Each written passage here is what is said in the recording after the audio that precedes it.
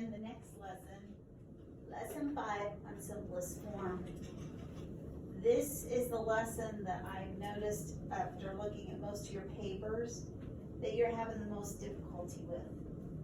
So I want to make sure that I do go over this with you. It says a fraction in simplest form when its numerator and denominator have no common factor other than 1. The simplest form of a fraction is equivalent to the fraction.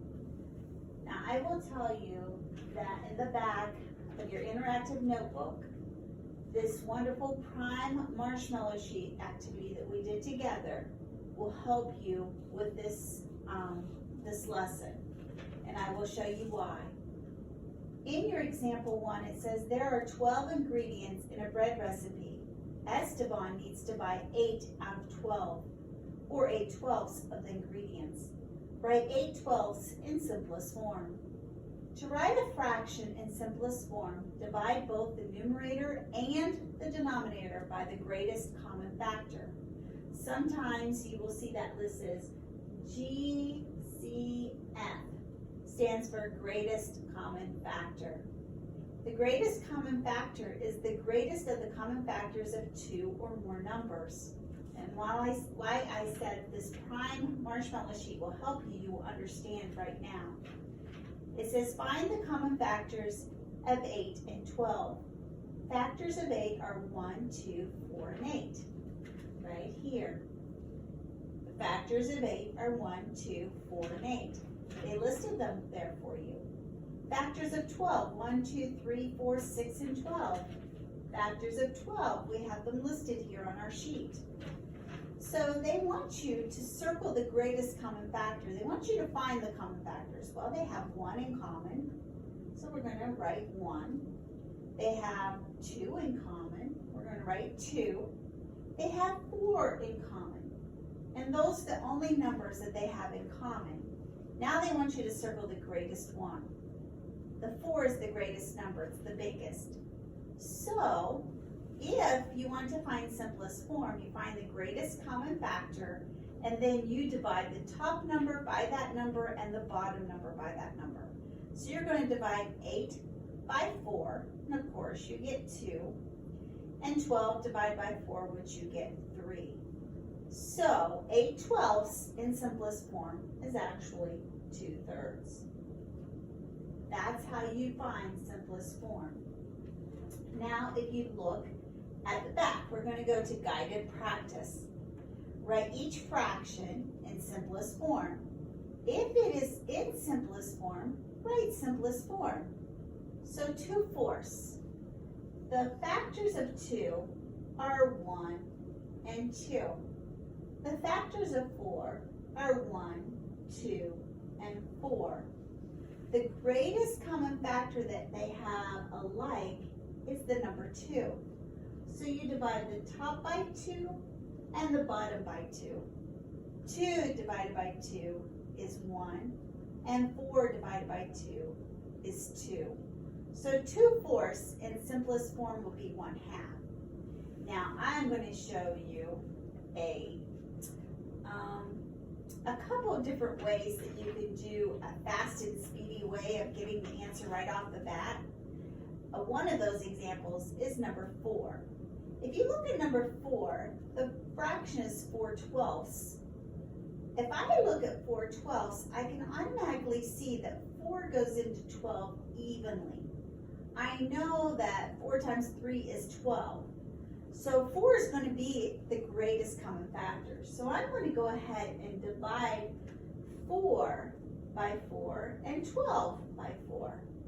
4 divided by 4 is 1, and 12 divided by 4 is 3.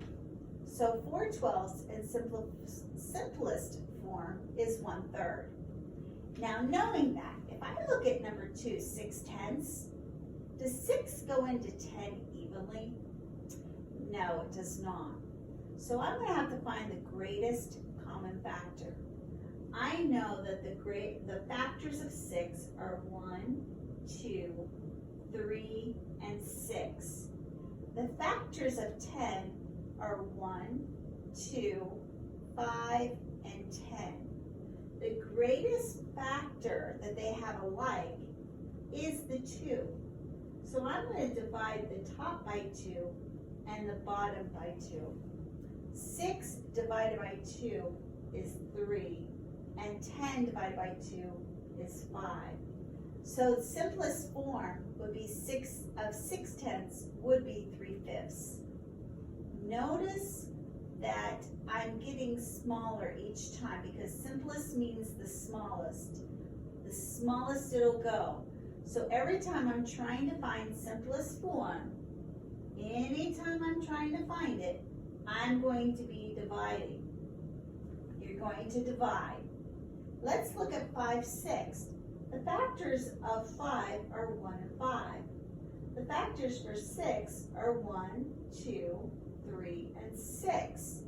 The greatest common factor that they have alike are 1. This is another one of those I said will be quick and easy to learn. If their greatest common factor is going to be 1, it's already in simplest form. So anytime they have, oops, I'm going to spell form wrong. So simplest form. If 1 is the greatest common factor they have, it's always going to be as small as it'll go. So simplest form is the correct answer on those. Let's look at page 513. This is the independent practice part. So again, we're practicing writing the fraction in simplest form. If it's already in simplest form, we're going to write simplest form beside it. So let's look at 2/10. Remember what I told you. If the top number will go into the bottom number evenly, we can go ahead and just use that number as the number we divide by because it's going to be the greatest common factor. So we're going to divide the top by 2 and the bottom by 2 because I know that 2 will go into 10. 2 divided by 2 is 1, and 10 divided by 2 is 5. So 2/10 in simplest form will be 1/5. Let's look at number 6. Ooh, I think I'm coming up, I think I know this. If I have 3/12, I know 3 goes into 12 evenly, so I'm automatically going to divide by 3 on the top and divide by 3 on the bottom. 3 divided by 3 is 1, and 12 divided by 3 is 4. So 3/12 is equivalent to 1/4. 7/10. Now this is the cool thing right here. As soon as I see a prime number, I know that 7 is prime. It only has 1 and 7 as its factors. If I look at 10 and I know 7 doesn't go into it evenly, then 1's going to be the greatest common factor. So if I know 1's the greatest common factor, we know it's already in simplest form. So we can write that simplest form right off the bat. 6/12. Again, 6 goes into 12 evenly, so I'm going to use 6 as my greatest common factor. 6 divided by 6 is 1, and 12 divided by 6 is 2. So 6/12 in simplest form is 1/2. Now, 8/12. I'm going to mess up just to show you that you can still get to be where you need to be, even if you mess up. 8/12. I don't want to write out all the factors of each number. I don't want to do it. You should, but I don't want to do it. I know 8 doesn't go into 12 evenly, so I know they're both even numbers. I'm going to divide by 2. So if I divide the top number by 2, I'm going to divide the bottom number by 2. 8 divided by 2 is 4, and 12 divided by 2 is 6. Now I realize that I still have even numbers. So 2 is still going to go into that number. So I need to divide again. I thought I messed up, but I can fix my problem right here. 8 divided by 2 is 2, and 6 divided by 2 is 3. My final answer is 2/3. So even though I got to small, I didn't get as small as I should be. So I divided again. So don't think that you mess up, oh, that I did it wrong. You can always go smaller and divide again, it's okay. If I would have just divided by 4 first, if I would have looked to see what the factors of those numbers were, I would have realized right off the bat that the greatest common factor was 4. So I could have divided by 4 right off the bat and got the answer immediately. But I was too lazy and I didn't do those factoring out. So I divided by 2 and realized I need to divide by 2 again. And that's okay. So 2/3. Well, let me say one thing. It's not okay to be lazy, but it's okay. If you mess up, you can always fix your problem. It's all good. 2/3. 2/3. I know the factors of 2 are 1 and 2. And I know 2 doesn't go to 3 evenly. So I know that the greatest common factor must be 1 for each of these numbers. So it's already in simplest form.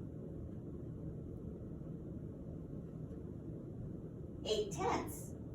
I know the factors of 8 are 1, 2, 4, and 8. The factors of 10 are 1, 2, 5, and 10. The greatest common factor is 2.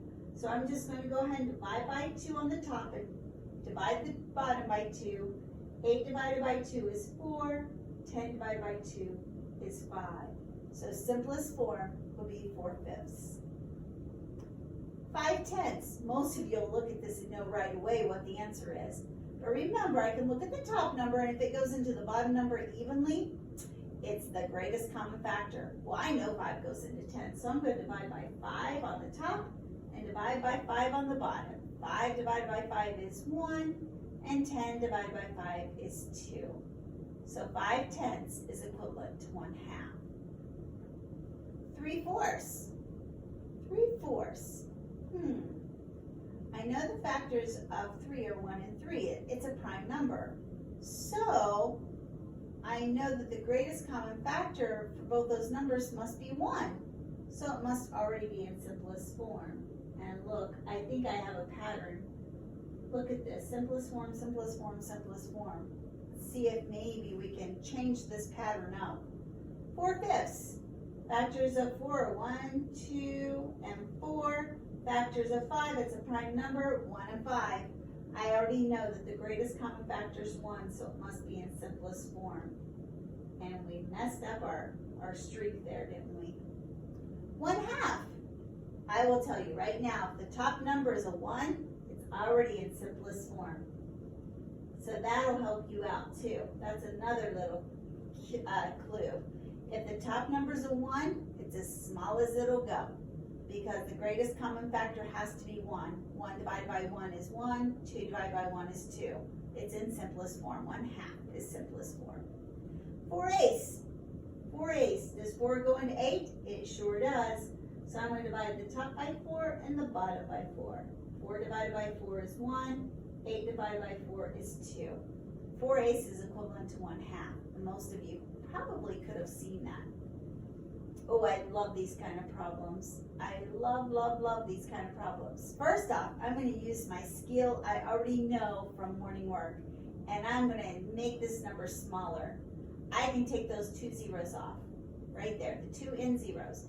Now my number is 2/10. Well, 2 goes into 10 evenly, so I'm going to divide the top by 2 and the bottom by 2. 2 divided by 2 is 1, and 10 divided by 2 is 5. So 20/100 is actually equivalent and in simplest form to 1/5.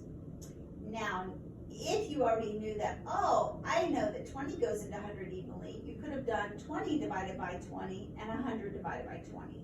But I like to make my numbers smaller. They're easier to work with. So knowing that, I'm going to go ahead and knock off these 2 end zeros. Now my problem is 4/10. Does 4 go into 10 evenly? Nope. So let's see. The factors of 4 are 1, 2, and 4. The factors of 10 are 1, 2, 5, and 10. Greatest common factor is 2. So I'm going to divide the top by 2 and the bottom by 2. 4 divided by 2 is 2, and 10 divided by 2 is 5. So 4/10 is equivalent to 2/5. Most of you can look at this right away and tell what the answer is going to be, but I'm going to go ahead and make it smaller. I'm going to go to 5/10. I know 5 goes into 10 evenly, so I'm going to divide the top by 5, the bottom by 5. 5 divided by 5 is 1, 10 divided by 5 is 2. And most of you already knew that 50 hundredths is equal to a half. Ooh, algebra, you love algebra. Let's look. 4 tenths is equal to what fifths? So I have to look at 10 turning into a 5. So I'm going to divide by 10 divided by 2 is 5. So 4 divided by 2. 4 divided by 2 is 2. So that missing square is equal to 2. 6 divided by what is 3? Not 3. 6 divided by 2 is 3, isn't it? 6 divided by 2 is 3. So I'm going to divide the bottom number by 2. 8 divided by 2 is 4. So that square is supposed to be a 4. We're looking for the unknown. We don't know what belongs there, but we're so super smart we can figure it out. 60 hundredths is equal to something over 5. Do you think I could just do this? Do you think that would be okay? Let's try it. 10 divided by what is 5? 10 divided by 2 is 5. So 6 divided by 2 is, that's right, 3. So that missing number in that square is a 3. And that's how you do simplest form. Some of you I know are having a hard time with this. Just take your time and just try your best. I know it's a hard concept, but remember you're always going to be dividing, and use this wonderful tool right here. It tells you all of the factors of these numbers. You're never going to have a denominator. Well, I shouldn't say never, because sometimes you'll have 100. But remember, you can just take that 0 off, especially if the top number has a 0 too. Okay? Only if it has a 0 on the top. So let's look at what your homework states. Down here on page 515, it says, write each fraction in simplest form. If it is in simplest form, write simplest form. 3/12. Remember, the first thing you're going to ask yourself, the easiest thing to do is say, will that top number go into the bottom number evenly? Well, 3 does go into 12 evenly, so I'm going to divide the top by 3 and the bottom by 3. 3 divided by 3 is 1, and 12 divided by 3 is 4. So 3/12 is equal to 1/4. Now, number 2 is 6/8. 6 does not go into 8 evenly. So let me look for my greatest common factor. So I'm going to look for 6 on here. The factors of 6 are 1, 2, 3, and 6. And the factors of 8 are 1, 2, 4, and 8. 1, 2, 4, and 8. The greatest common factor that they have alike are 2's. So we're going to divide the top by 2 and the bottom by 2. 6 divided by 2 is 3, and 8 divided by 2 is 4. So 6/8 in simplest form is 3/4. 7/12. 7 does not go into 12 evenly. What I do know about 7 is that it's a prime number. The only two factors that they have in common are 1. So I know that this number is already in simplest form. I will give you a clue on number 8. Remember, we did this one just as an example earlier. So we can drop those zeros and then divide the top by 2 and the bottom by 2 and get your answer. You have some more just like this for number 7 through 12. And then you have number 13. Oh, you have some brain builders. In your brain builders, it says, Letitia had 12 marbles. After she gave 2 marbles to Amelia, she has 10/12 of her marbles left. What fraction of the marbles did Letitia give away? Write it in simplest form. So, if she has 10/12 left, she gave 2 to Amelia, she had 2/12 that she gave away, didn't she? Because she gave 2 of her marbles away to Amelia. So 2/12 is the fractional part that she gave away. But the problem is, write it in simplest form.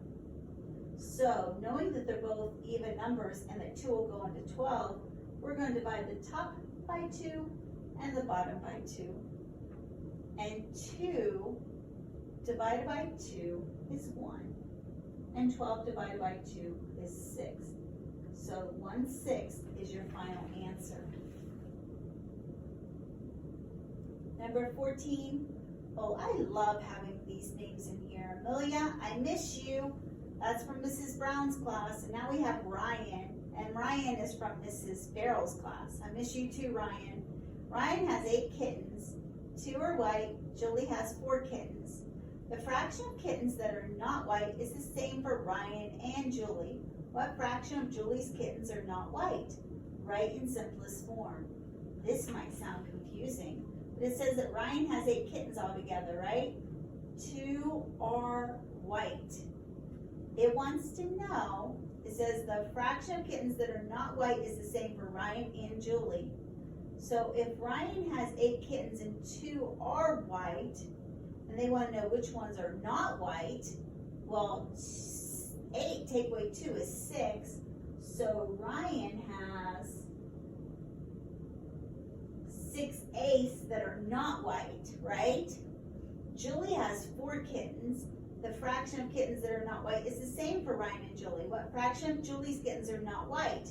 Write in simplest form. So what we really need to do is just simplify this fraction, and it will tell us how many of Julie's are not white.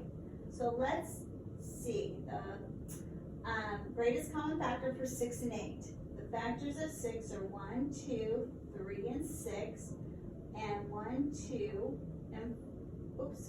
4, and 8 are the factors of 8.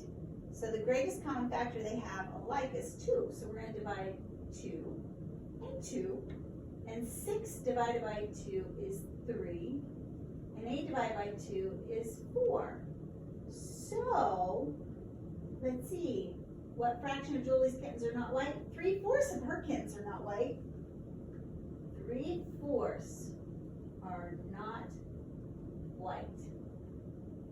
That was confusing, very wordy. That was a little bit hard. Okay, at the bottom we just have a vocabulary check. Greatest common factor in simplest form. When the only common factor of the numerator and denominator is 1, a fraction is in something. To simplify a fraction, divide the numerator and denominator by their what? Oh, I think you can get that after the lesson. And then the last one is, what is the unknown denominator? Ooh, yay, algebra problem. You can do it. 9 divided by what will give you 3? 9 divided by 3 will give you 3. So now divide 12 by 3. And I think you'll get your answer. I wish you all the best on this lesson. I hope you understood. It's really important to find the greatest common factor